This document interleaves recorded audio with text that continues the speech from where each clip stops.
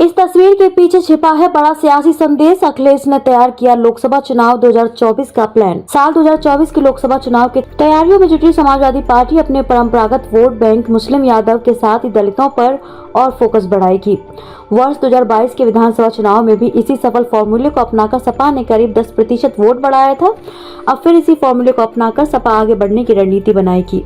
यूं तो अखिलेश यादव ने एमवाई के साथ दलित वोट बैंक को जोड़ने का प्रयास तो वर्ष 2019 के लोकसभा चुनाव में बसपा के साथ गठबंधन करके कर दिए थे। हालांकि यह गठबंधन चुनाव में सफल नहीं रहा और बाद में टूट गया।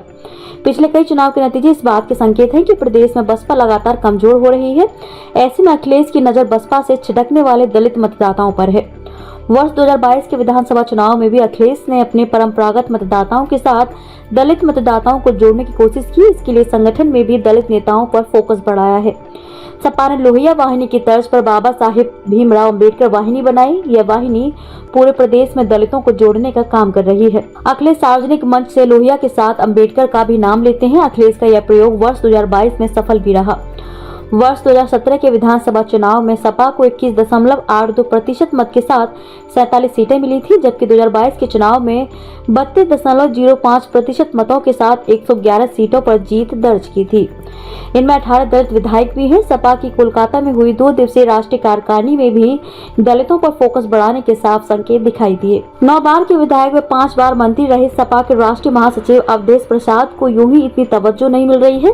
इसके पीछे सपा की सोची समझी रणनीति है।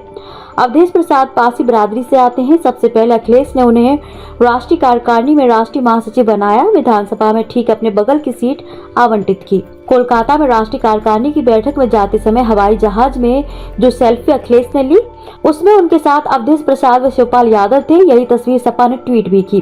कार्यकारिणी की बैठक में भी अखिलेश ने अवधेश प्रसाद को मंच पर ठीक अपने बगल में बैठाया।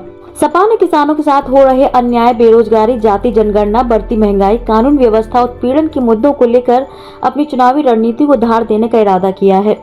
बूथ स्तर तक पार्टी अपने संगठन को मजबूत करेगी। मैनपुरी लोकसभा उपचुनाव की तर्ज पर एक बूथ 10 यूथ का फॉर्मूला लोकसभा की सभी 80 सीटों पर लगाकर प्रत्येक बूथ को मजबूत किया जाएगा।